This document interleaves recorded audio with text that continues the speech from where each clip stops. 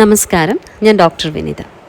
ഇന്ന് advanced financial accounting എന്നുള്ള സബ്ജക്റ്റിലെ joint venture എന്നുള്ള മോഡ്യൂളാണ് നമ്മൾ ഡിസ്കസ് ചെയ്യാനായിട്ട് പോകുന്നത്. അപ്പോൾ ഇത് ജോയിൻറ്റ് വെഞ്ചറിൻ്റെ ഫസ്റ്റ് വീഡിയോ ആണ്. അപ്പോൾ ഇന്നത്തെ വീഡിയോയിൽ നമ്മൾ തിയറി പോർഷനായിരിക്കും ഡിസ്കസ് ചെയ്യുക. ഓക്കെ, അപ്പോൾ നമ്മൾ കേട്ടിട്ടുള്ളതുപോലെ തന്നെ ജോയിൻറ്റ് വെഞ്ചർ എന്ന് പറഞ്ഞാൽ business jointly undertaken by 2 or more persons, രണ്ടോ അതിൽ കൂടുതലോ പേര് ഒരുമിച്ച് ചെയ്യുന്ന ബിസിനസ്സിന് നമുക്ക് ജോയിൻറ്റ് വെഞ്ചർ എന്ന് പറയാം. സോ എല്ലാ ബിസിനസ്സും പോലെ ജോയിൻറ്റ് വെഞ്ചറും എന്തിനു വേണ്ടിയിട്ട് തന്നെ ആയിരിക്കും? To earn profit.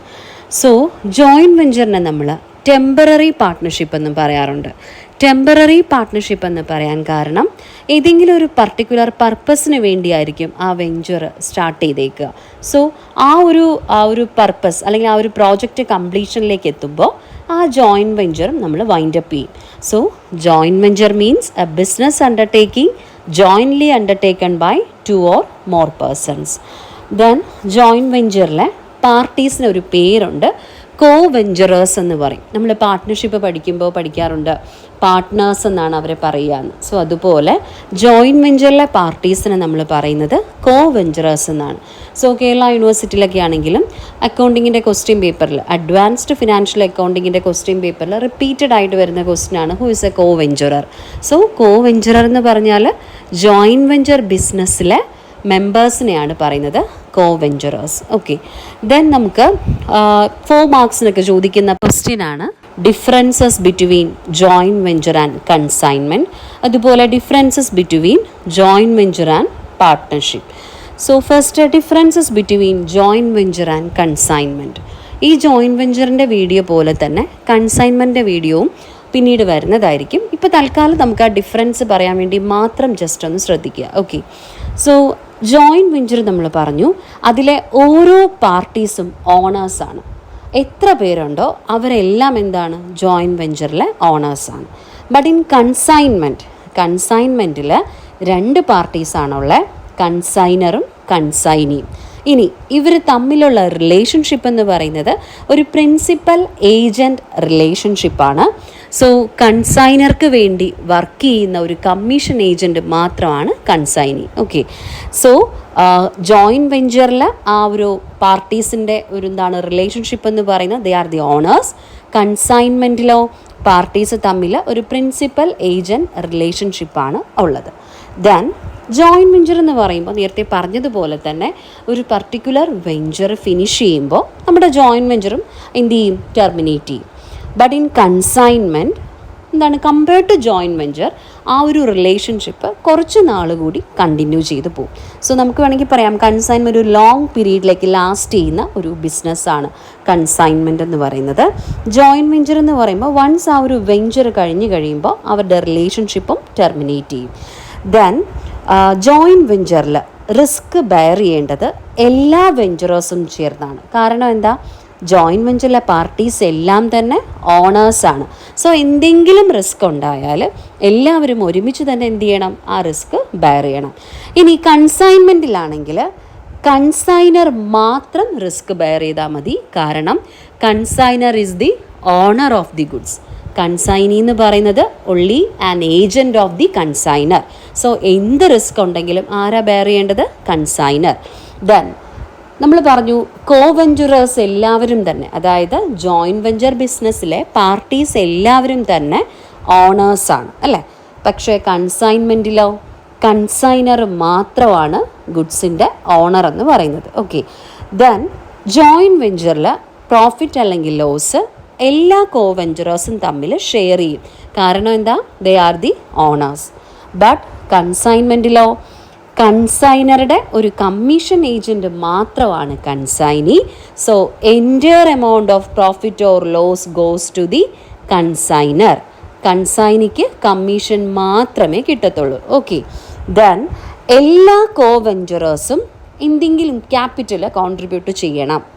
ബട്ട് കൺസൈൻമെൻറ്റിലോ കൺസൈനി അങ്ങനെ ഒരു ക്യാപിറ്റലും എന്ത് ചെയ്യണ്ട? കോൺട്രിബ്യൂട്ട് ചെയ്യണ്ട. He is only a commission agent. Okay, then നമ്മൾ കൺസൈൻമെൻറ്റ് നോക്കുമ്പോൾ അതിനകത്തൊരു അക്കൗണ്ട് സെയിലുണ്ട്.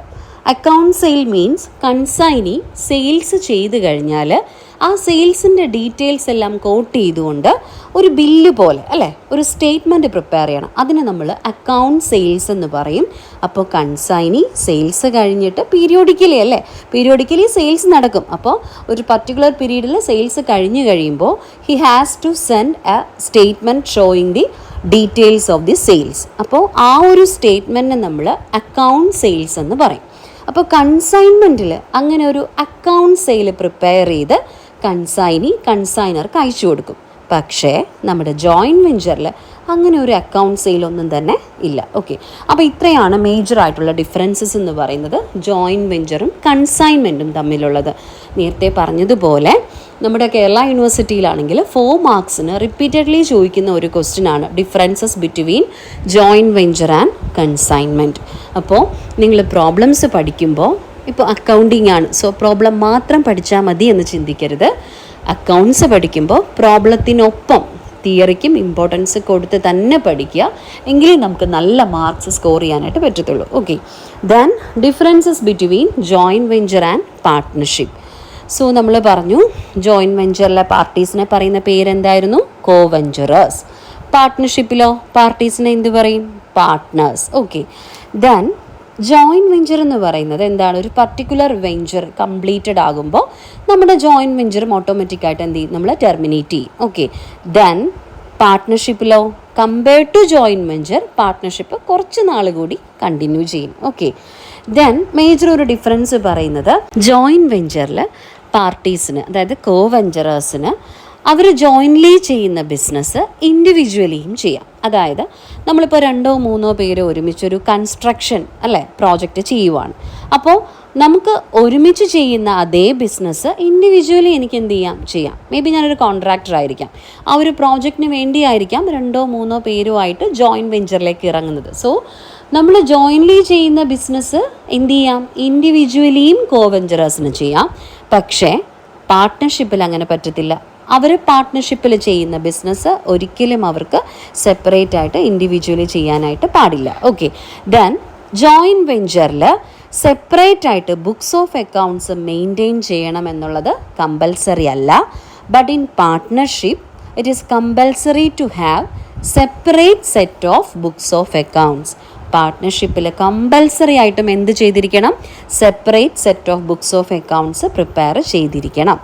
ദെൻ പാർട്ട്ണർഷിപ്പിൽ ഒരു പാർട്ട്ണർഷിപ്പ് ആക്ട് ഉണ്ടല്ലേ, പാർട്ട്ണർഷിപ്പ് ആക്ട് 1932.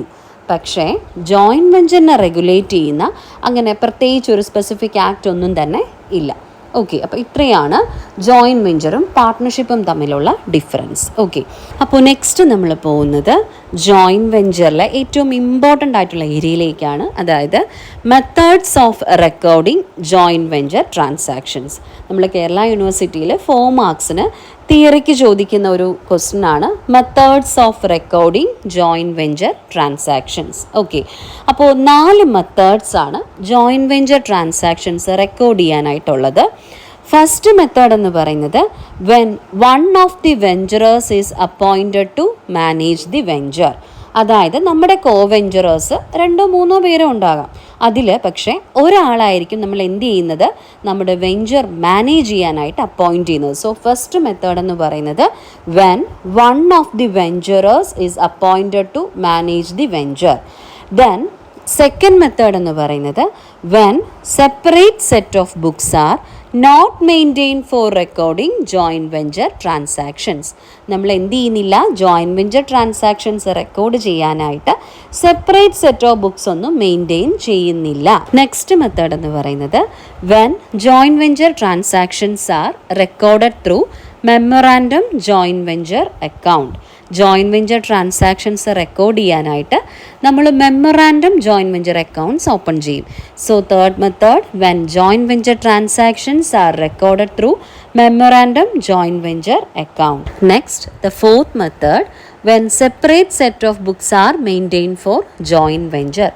ജോയിൻറ്റ് വെഞ്ചറിന് വേണ്ടിയിട്ട് നമ്മൾ separate set of books maintain ചെയ്യുകയാണ്. ഓക്കെ, സോ ഈ 4 മെത്തേഡ്സ് ആണ് നമുക്കുള്ളത്. Methods of recording joint venture transactions. First one when one of the venturers is appointed to manage the venture. Second one when separate set of books are not maintained for recording joint venture transactions, then when joint venture transactions are recorded through memorandum joint venture account, then when separate set of books are maintained for joint venture. Okay, so ഇതിൻ്റെ problems നമ്മൾ next ക്ലാസ്സിൽ discuss ചെയ്യും. ഈ methods theory 4 മാർക്സിനും ചോദിക്കാറുണ്ട്. അതുപോലെ ഓരോ മെത്തേഡിൻ്റെയും problems ആണ് നമുക്ക് ഈ മോഡ്യൂൾ പഠിക്കാനായിട്ടുള്ളത്. പ്രോബ്ലംസ് നമ്മൾ നെക്സ്റ്റ് ക്ലാസ്സിലായിരിക്കും ഡിസ്കസ് ചെയ്യുക. സോ ഇന്നത്തെ ക്ലാസ് നമ്മളിവിടെ വൈൻഡപ്പ് ചെയ്യുവാണ്. നിങ്ങൾക്ക് എന്തെങ്കിലും ഡൗട്ട്സ് ഉണ്ടെങ്കിൽ കമൻറ്റ് ബോക്സിൽ ഇടാം.